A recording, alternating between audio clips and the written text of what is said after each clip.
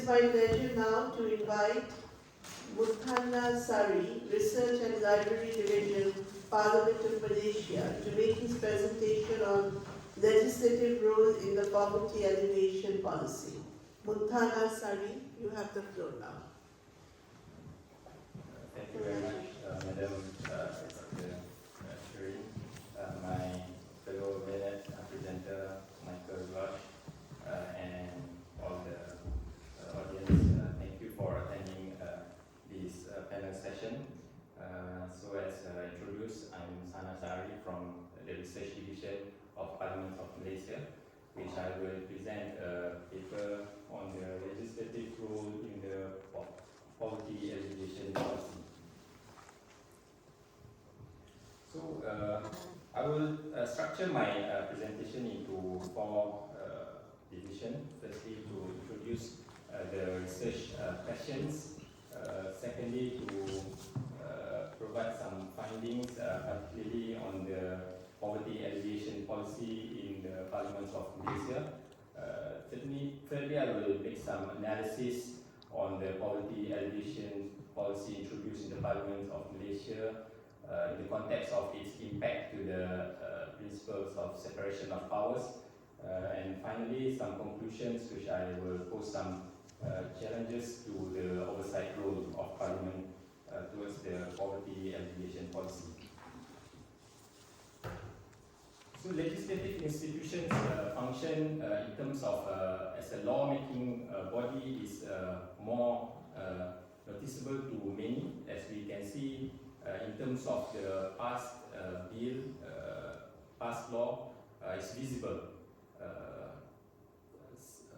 Likewise, the representation function of a legislator is also publicly known, although it sometimes politically motivated. While on the other hand, the oversight function of the legislative body has to oversee strenuous efforts to be at least not seen as futile. So Parliament, in discharging its oversight function, checks government's policy, including poverty alleviation in numerous approaches. In a more advanced Parliament, oversight policy related to the poverty alleviation approach is exercised in the government's annual budget cycle, most notably through the Parliamentary Budget Office, as delicately elaborated by Michael just now. But in many other parliaments, poverty alleviation policy always come in the form of a completed policy introduction in the parliament, thus leaving a small room for the legislative role in influencing the policy. So usually policy introduction is carried out as a motion in the House of Parliament, which motion is defined, as I quoted, estimate as the form of a proposal made to the House by a member that the House do something, order something to be done, or express an opinion with regard to some matter. So basically, a motion is formed to elicit a decision of the House to do something. So the paper objective or the research question that I pose here is firstly to review the poverty alleviation policies introduced in the Parliament of Malaysia. Secondly, on how parliamentary oversight role being carried out against poverty alleviation policies. And lastly, the extent of the oversight role effectiveness upon the principles of separation of powers. So poverty alleviation policy in Parliament of Malaysia has always been introduced through the Malaysia Plans. The Malaysia Plan is the single most authoritative document on the national development plan that outlined the 5-year development policy of the country since the formation of Malaysia in 1963. So here is the timeline of the Malaysia plans from 1965 to the recently table, which will end on 2025. The first Malaysia plan was introduced in 1965, right after the formation of the country. So if you can see, the country has never failed to table its development plan to Parliament, so as to be construed that Parliament is regarded as where such a policy should be tabled and deliberated. So if we see the timeline, in the first part of the Malaysia plans which introduced the development plan, so the plan basically reported the average income in the country, the labor force that signifies employment rate, the early sign of economic activities transformation, progress in the development of basic infrastructures such as road construction, electricity generation and water supply, school enrollment as a result of the development of the education system, and the hospital capacity to indicate the development of country's healthcare system. So in each plan, there will be a target, particularly for the poverty alleviation rate, poverty rate. So the target.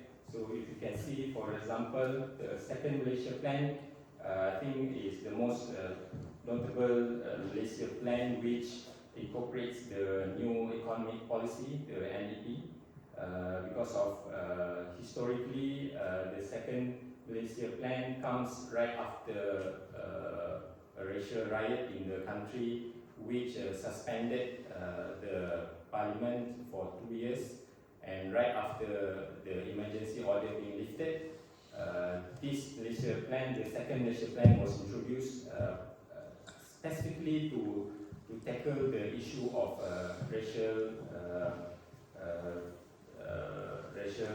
problem in the country at that time.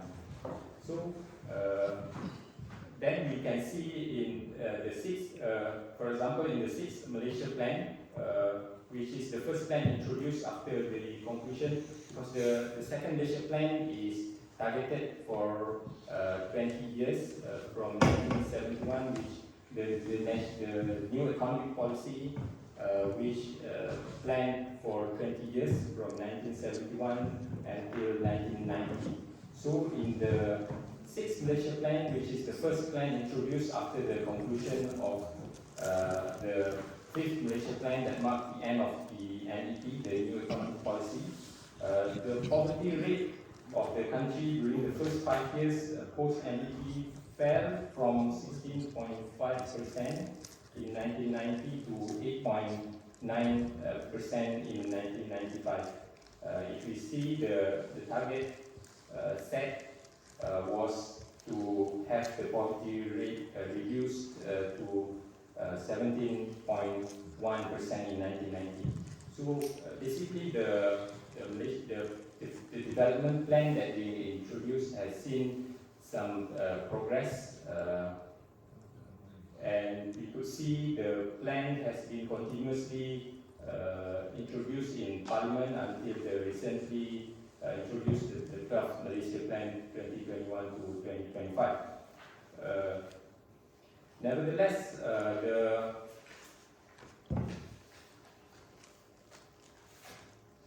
the integrity of the country's poverty rate faces continuous debates, as it is being accused does not commensurate with the reality of the poor people in the country. That's the reason why in the 11th Malaysia Plan and subsequently in the 12th Malaysia Plan, there has been a review of the poverty line income to have the target of the absolute and relative poverty to 4.2% and 15.6% respectively. This, although this will increase the poverty rate of the country, but is basically has set a new standard of how development will be carried out in the country. So, in the whole cycle of the Malaysia Plan introduction, this can be represented as an oversight cycle. So, I would just enumerated the first Malaysia Plan. The first cycle, the first step as the tabling of the Malaysia Plan 1, just simply for the number reason. So the new policies and plans of the country is introduced, slated for 5 years.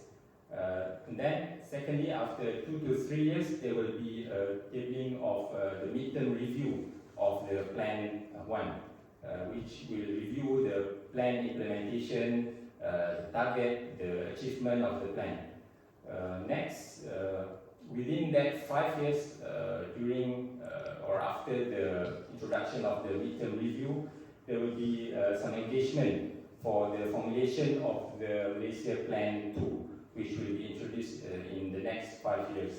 And finally, the last step in this oversight cycle of the poverty alleviation policy oversight is through the review of selected outcomes of Plan 1 in the tabling of Plan 2. So it comes as a full cycle of oversight role of Parliament towards the poverty alleviation policy or national development policy. So next I will touch upon the parliamentary oversight instruments being used for the poverty alleviation policy in Parliament.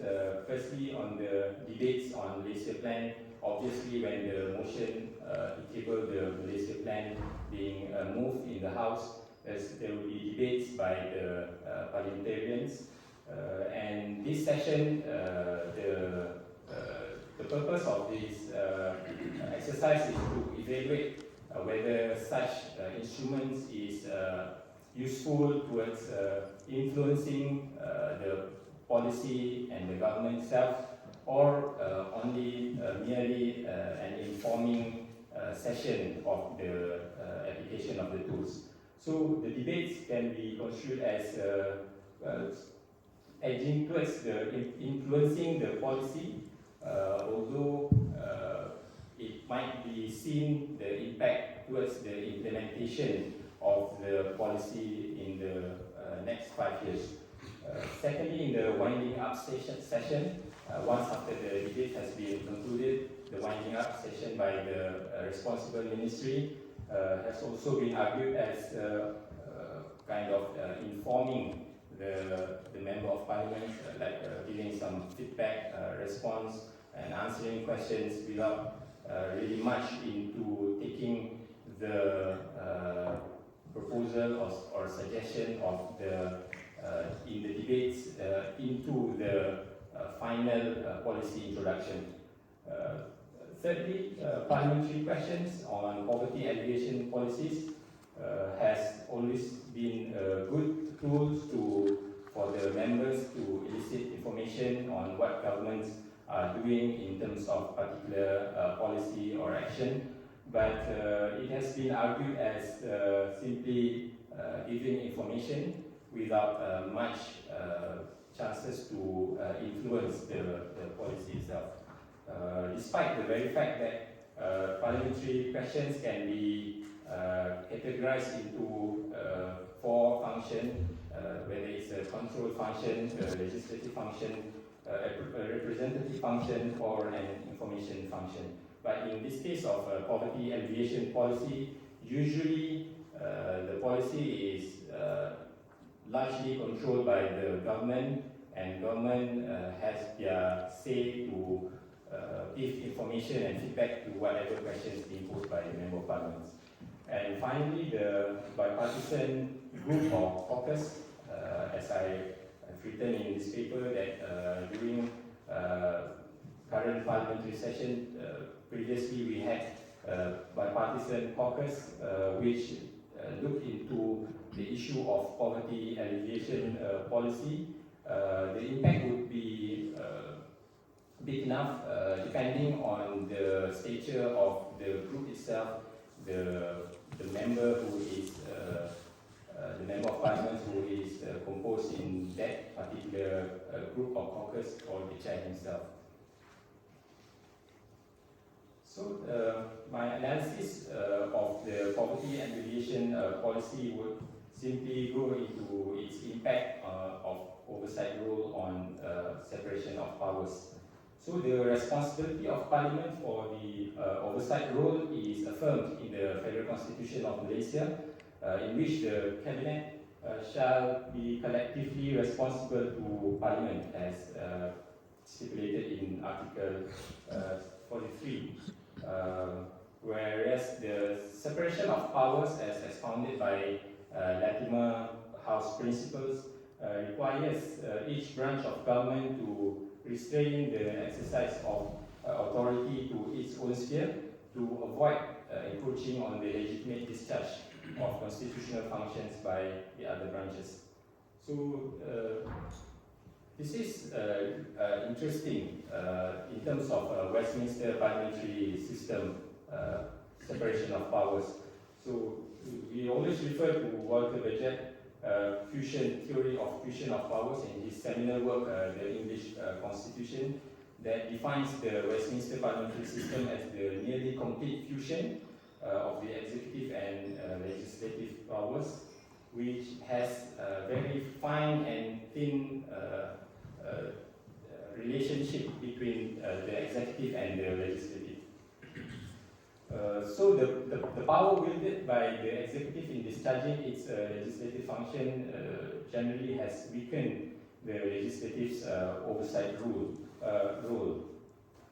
However, this comes the impact of the oversight role to separation of powers.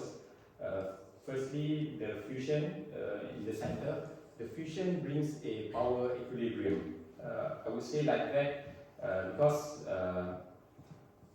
the system of fusion of the two between the two branches bring power equilibrium that could perfectly conform to the principles of separation of powers. Because firstly, in a fusion of the executive and legislative, the separation between the two branches is not absolute.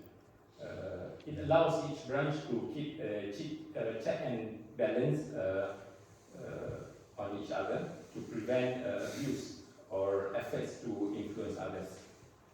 Secondly, if the fusion taken too far, they stop policing one another and the potential for abuse increases again.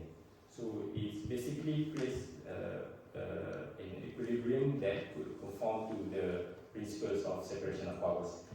Secondly, is the practice on government accountability is rather vague practice. The executive responsibility to Parliament is provided in generality rather than specific. So the implication of this is the inability of Parliament to impose sanction for executives' poor policy implementation. Finally, there's some limited impact on influencing policy. As I say in my introduction, oversight role of legislative is something not really measurable, intangible outcome, but the oversight role basically lets the government know it sets certain standards and tackles issues which are often very difficult for the government to tackle. So that's the some analysis on the impact to the separation of powers. Conclusions. This paper has looked into the oversight role of legislative into poverty alleviation policy, which I think might have entrenched the separation of powers, because the legislative scrutiny and oversight over executive intensifies separation of powers depending on how the executive respond to the oversight rule by the legislative. And secondly, the efficiency of oversight and scrutiny is reflected by the overbearing power of executive have reduced the impact of legislative's oversight and scrutiny rule. So I'll end my presentation with this quote on the oversight role of legislative, which is having the ability of at least de jure, if not de facto, to sanction governments when enforcement of accountability is required. With that, thank you very much.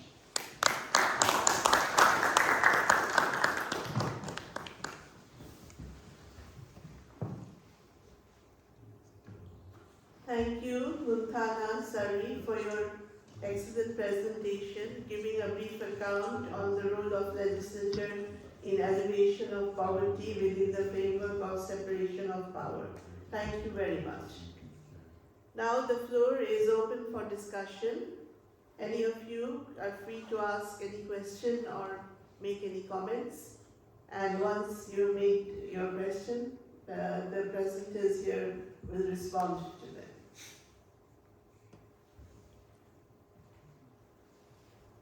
Yes. Yes. Thank you, Bruce Todd. I'm a consultant on justice and home affairs programming for international organisations. I used to work at the European Commission in Brussels before escaping a few years later and going into consultancy. I covered a lot of work on anti-corruption in the Balkans mainly and various other places. On a regional level, anti-corruption programming on a regional level and at national level. So I'm very interested in what you have to say about budgetary oversight and the use of oversight committees. Because quite often these committees are established in parliaments in various countries as a box-ticking exercise, just to show that they're doing it, or to show the international community they're doing it so they can get more money from the World Bank or from other donors. Just a quick comment, changing the subject really on your point about separation of powers. I always ask my American colleagues, why are you in the Balkans teaching about separation of powers? You have a president who's a politician who elects Supreme Court judges. Where's the separation of powers there?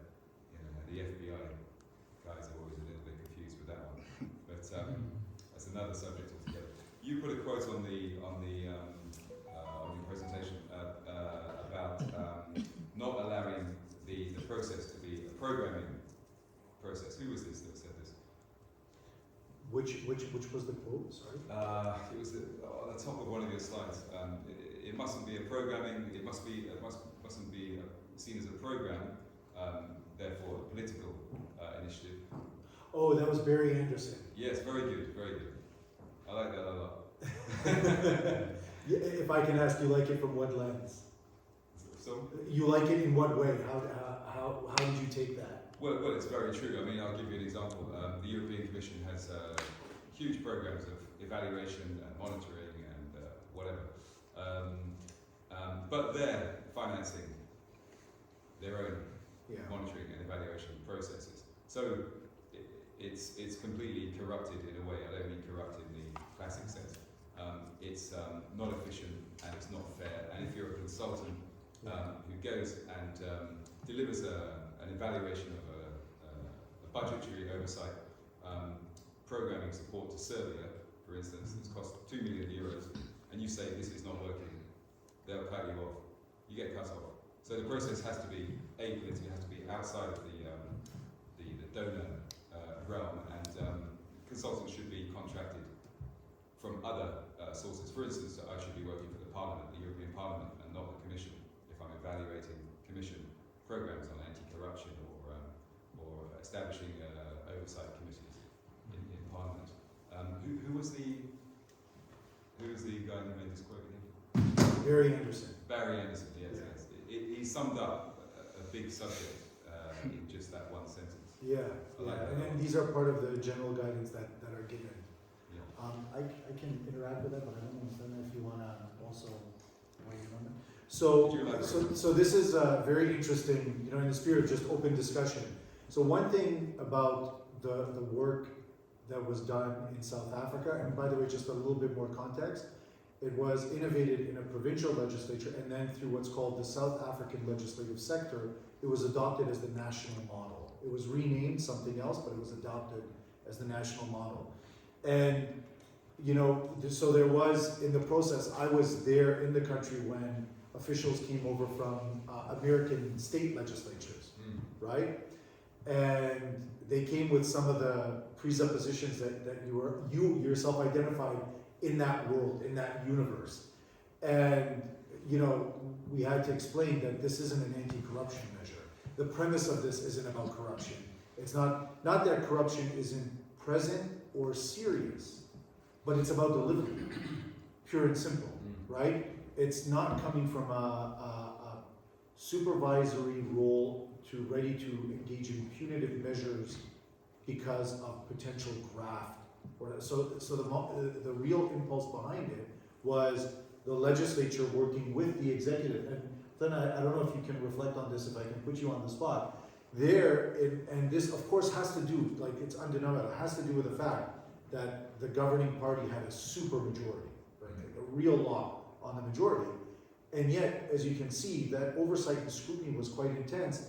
It really was about how can the legislature work with the executive to deliver for the people, as opposed to the executive has to deliver and the legislature is there with a stick, right? If a stick is necessary through scrutiny and accountability, it'll be exercised, but that's not the spirit. And then, Bruce, that extends to, as well, this also isn't an anti-corruption. So there certainly are anti-corruption mechanisms, and it's always possible. So one of the stages that I didn't put in there, I identified it just as Auditor General's reports. But when audit reports come in with seriously qualified audits or things like that, can trigger an investigation as to why is the documentation not even there, which could become an anti-corruption issue. But I think it's, you know, just to emphasize again, this was a South African initiative led by South Africans, and it's being explored in some context, but not nearly as possible as the Western kind of paradigm or model. That modus operandi, that box, is not to check anti-corruption. And I know that that's not even where you're, it's such an interesting point of reflection, but it's about the legislature working with the executive.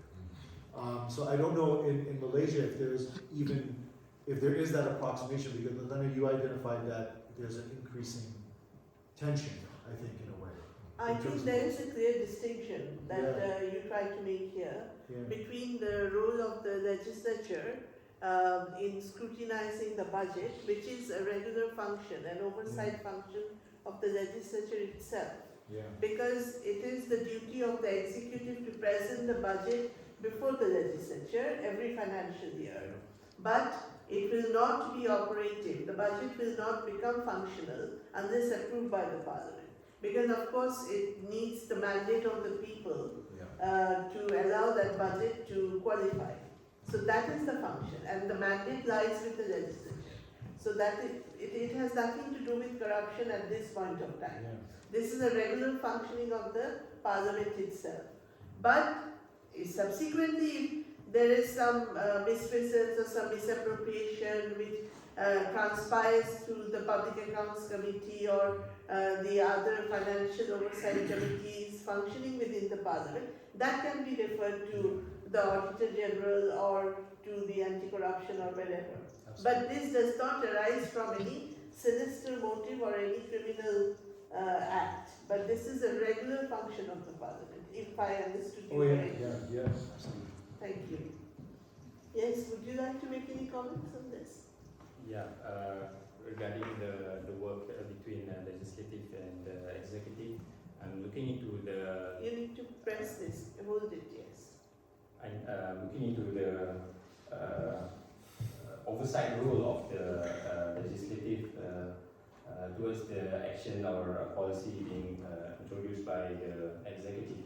As I mentioned in my analysis just now, the executive responsibility to Parliament is provided in generality rather than specific, despite the very fact that it is being scriptured in the Constitution that executive collectively responsible to Parliament, but it's basically something not available in statute or no law requires when a minister should apologize or resign.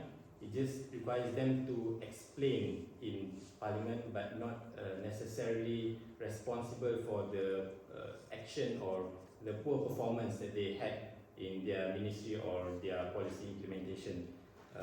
So that brings into the implication of this oversight role as something that Parliament is not able to sanction the executive, despite the very fact that the legislative is doing oversight role, but it goes into the question of the efficacy or the efficiency of the role played by the legislative to the executive.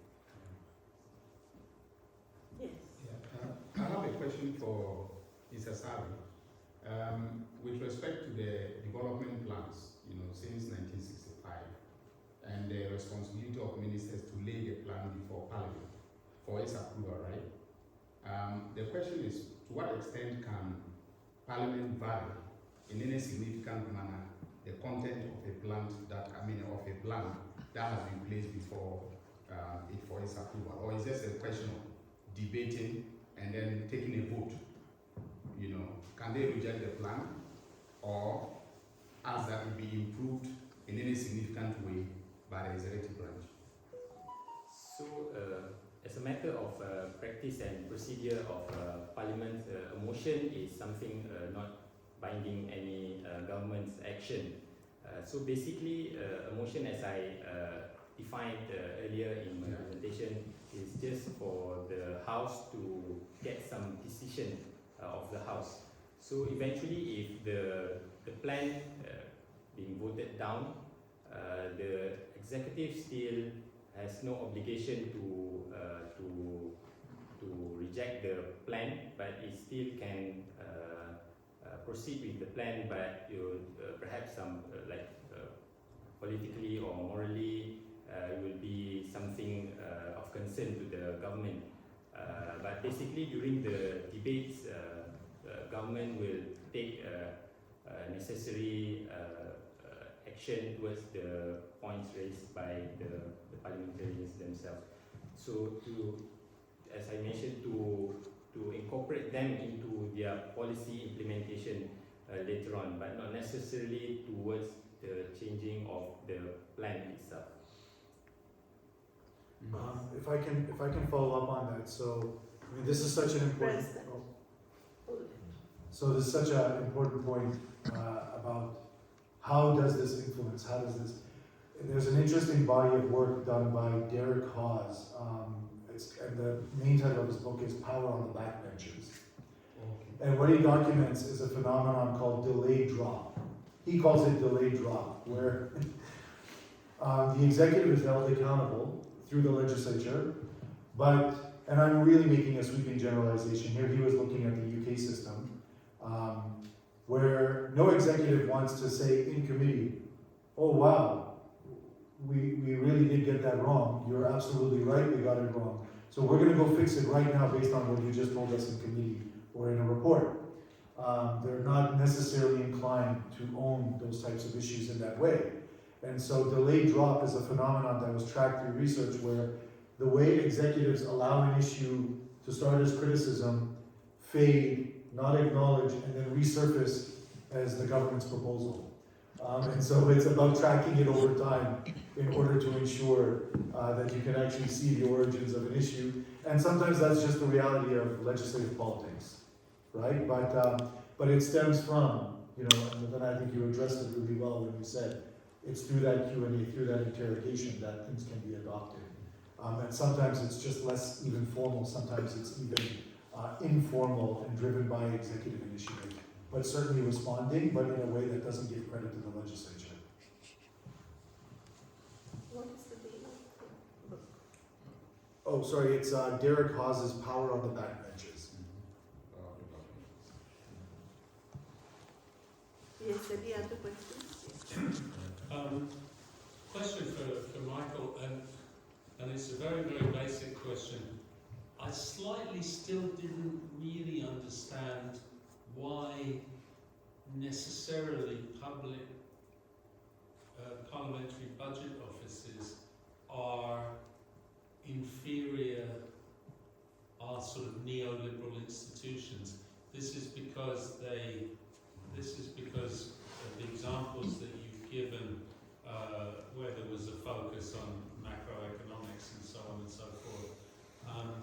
But is there a philosophical reason why, you mentioned that the World Bank is always promoting them, and sure, this is certainly true. Why are they necessarily inferior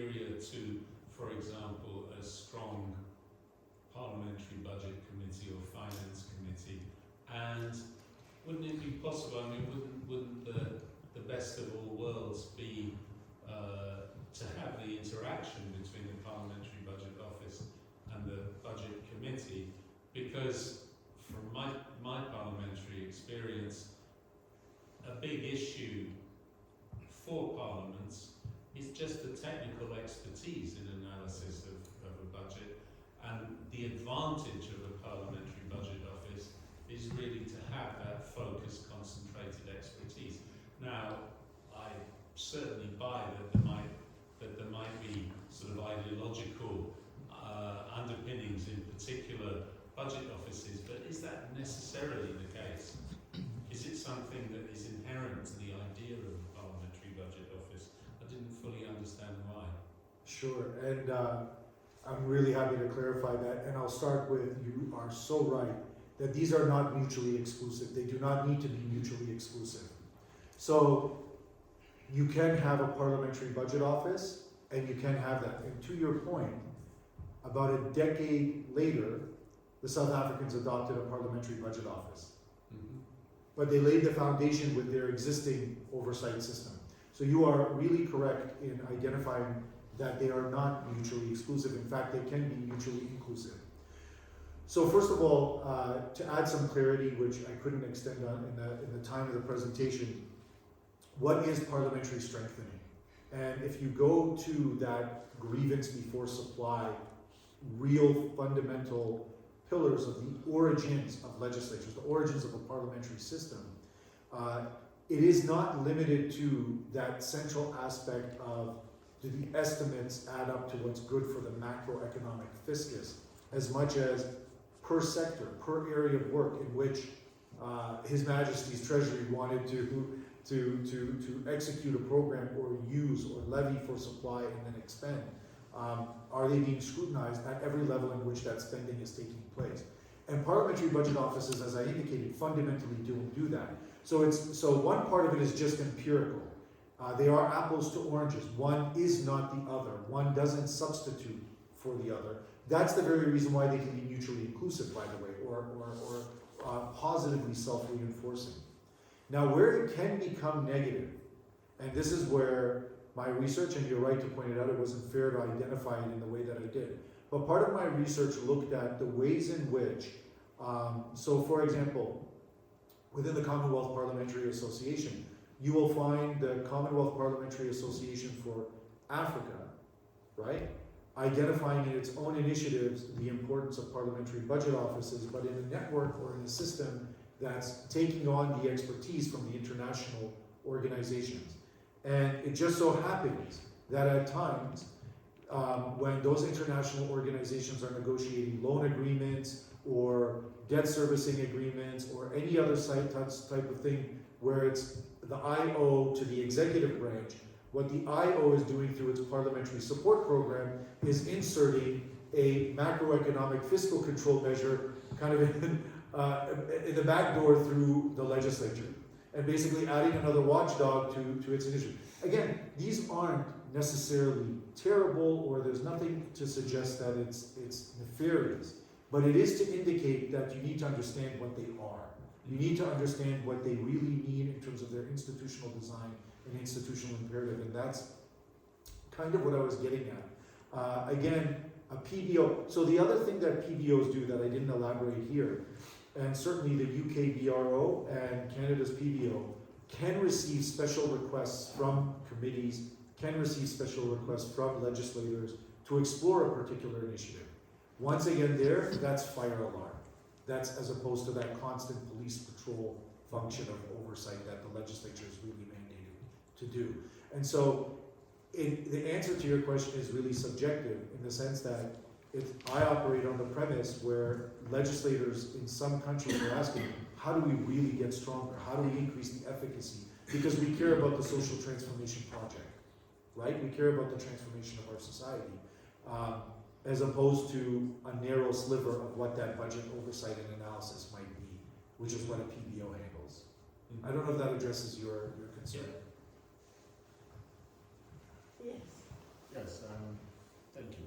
I want to get some clarity from something Sarah, in your presentation, you make reference to in terms of policy and the role of the legislature. And I found it interesting, but it is not very clear to me.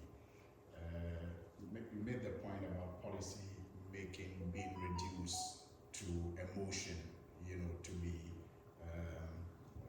emotional reports to be moved and supported in Parliament. I thought that was interesting, but thinking critically about it again, I'm wondering where that fits in the policy making process, because available to members of Parliament are statesmen's questions and other means of mass organizations that they can use to even initiate a policy action to be taken on a matter.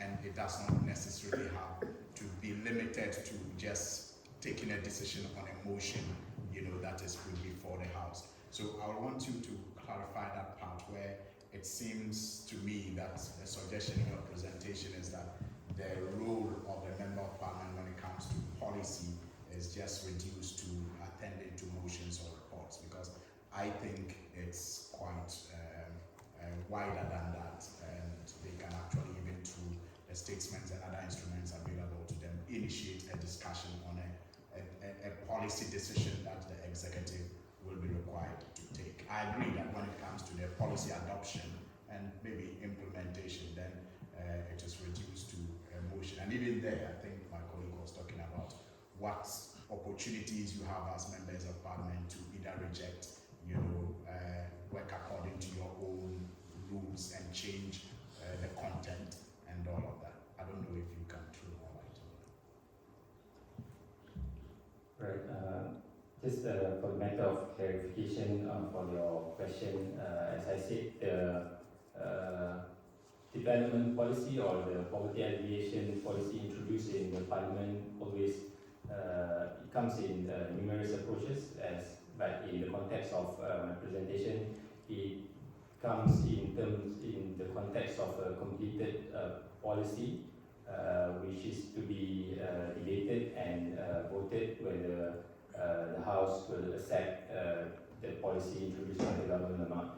But in my presentation as well, I suggested that there is some oversight cycle of the development policy, which also constitute certain parliamentary oversight instruments, consists of the debates, the winding up session, parliamentary question session, bipartisan caucus of groups, or even the select committee that I think exists in most of legislatures.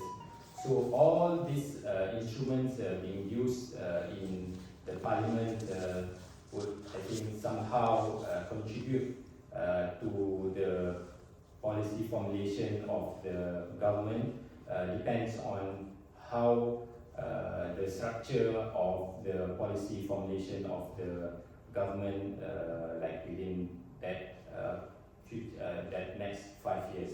So to speak that there's no other role of parliamentarians in influencing, it's not necessarily right, because there's some certain elements of influencing from the legislative body later towards the policy formulation, but it also varies in between other legislatures on how the executive regard the contribution or the oversight role by the legislative towards their policy formulation. I think that could somehow reflect to the role of members of parliament, legislatures in policy information. Thank you.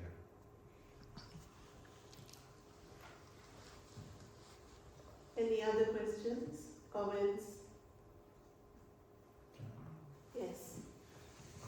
So just in the spirit of discussion, it was such a great question that you asked, because it wasn't just about seeking clarity, but probing some of the logic. With your experience in the legislature, I'm presuming here in the UK, No, I run a global program for parliamentary strengthening out of Brussels, but actually I started my parliamentary career in the Canadian Parliament. Okay, great. So the Canadian Parliament, and when you served in the Canadian Parliament, what was the research staffing situation like for the per committee? Well, it was a long time ago, it was in the 1990s.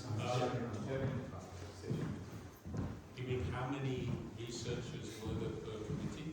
Yeah, and the type, I mean, did they provide constant flows of research based on what was coming in from the executive and the committees that you served on? No, I mean, a lot of the research functions were, at that time, I don't know now, were centralised in the Library of Parliament.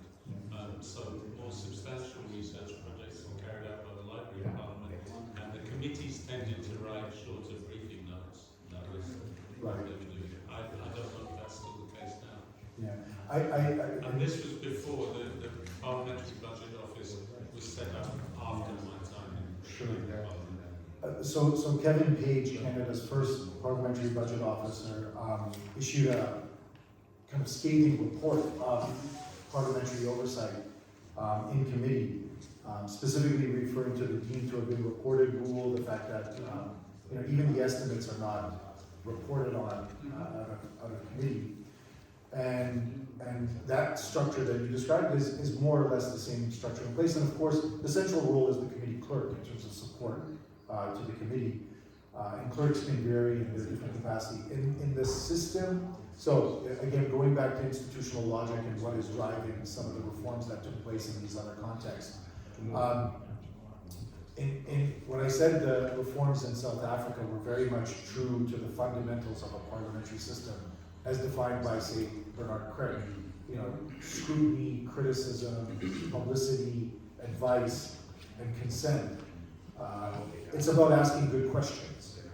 So you don't need the type of expertise that can make the policy, but you need the type of expertise that can ask questions and interrogate the policy effectively. And in that sense, so a typical staffing complement for every committee hearing, especially related to over those stages in a budget cycle that was explained, there's a committee coordinator, which is the equivalent of a committee clerk, and then there's an assistant coordinator, then there's an information officer who is from the library in the legislature, and then there's a senior researcher and a researcher. So there's 5 staff in every hearing, and all with specialized roles, including that kind of expertise that it can engage. And one of the interesting phenomena that I had to kind of the pleasure / dismay of observing just as I was leaving the country to move on to Iraq issues was the hearings started becoming so intense, and in a good way, in a constructive, meaningful way, that the researchers from committee were getting poached by the departments. So their technical expertise was becoming good enough that ministers were turning around saying, why is that person working to the legislature, not working for me?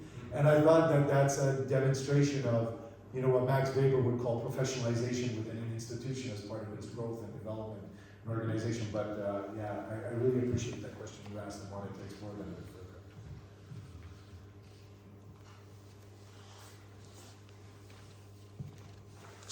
Any other questions? Comments? We still have about 12 minutes to go.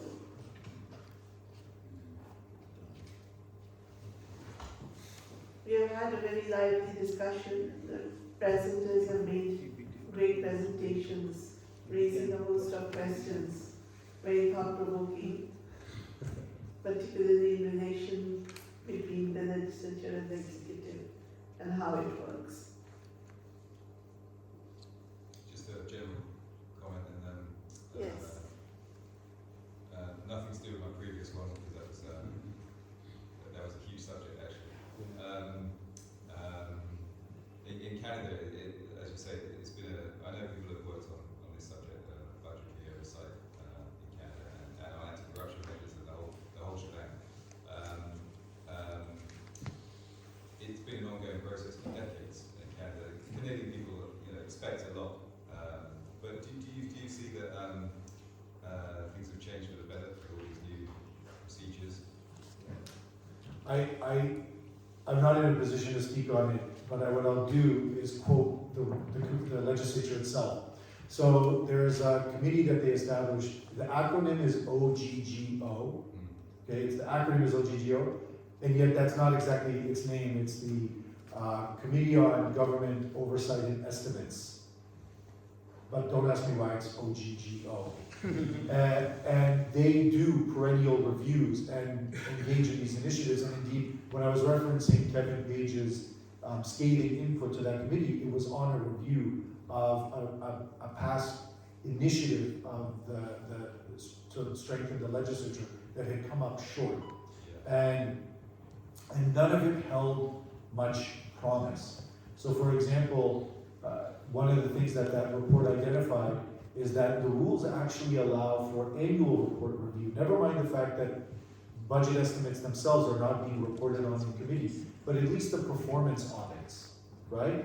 And then that's not happening. Now, credit is due to the Auditor Generals and Public Accounts Committees because they engage with performance audits at least. And so that covers some of that ground and is a source of some promise and optimism. So it's not that these things are not happening, but certainly they fall far short of the parliamentary reform initiatives that are aspired to, right?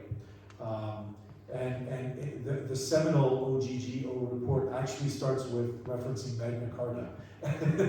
and really, so I'm just saying that to say the aspirations are really high. And you have to believe genuine, right? You have to, at least in terms, it's not just rhetoric. There's a genuine aspiration to strengthen the legislature and yet a constant inability to get there. I would say on auditing, probably the most efficient and effective institution within the European Union institutions is the Court of Auditors. They quite often slam the expenditure of the European Commission, quite rightly so as well. Whereas the European Commission would recruit consultants like me or us to evaluate their programs, their own programs internally. You would quite often give them a negative report on that, but then you would get slammed because it's not an external evaluation. The Court of Auditors will come in occasionally and do a spot check on multinational indicative programs at the, to the tune of tens of millions of euros, let's say, and they will slam the European Commission. And then you've got OLAF, the anti-fraud body of the European Union, and they would do their spot checks. And I always put in my, when I was at the European Commission, I always included the Court of Auditors. I wanted the Court of Auditors to come in and look at my programs. I wanted them to come in, I wanted OLAF involved in my police reform programs and my anti-corruption work. I brought them all in. Yeah. I brought them all in, but normally they're kept out as much as possible or given false information by the Commission. So auditing, obviously, it comes up with a lot of stuff that the internal and external evaluations don't come up with. And this, sorry if we have time, this is a great, it actually connects to your previous comment. So when, I don't expect anybody here to recall that image I showed of the budget cycle, but one of the things in it was that there's a certain stage when the audit reports show up and then the annual reports show up. The audit reports are sequenced before the performance evaluations in the annual reports.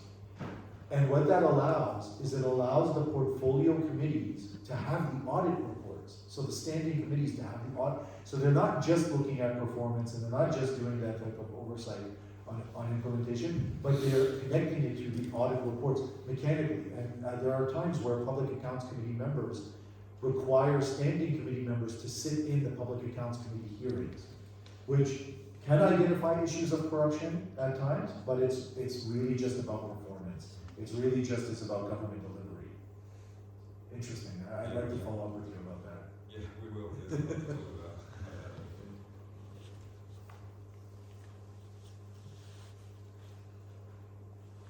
Let me take this opportunity to come to a conclusion of today's panel A discussion session here.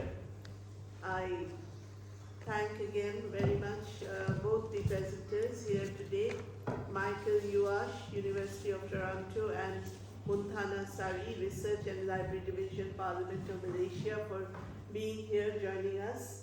this afternoon and for the excellent presentations you've made here, and every participant present here and taking part in the discussion. Thank you very much for being here with us this afternoon, and hopefully we will meet again soon. Thank you for this session, and I thank Interparliamentary Union, University of Hull and Wroxton College, Oxfordshire for organising this seminar, giving us this excellent opportunity to share our views and thoughts together. It's been very fruitful indeed. Thank you very much. With that, I come to the close of this session. Thank you.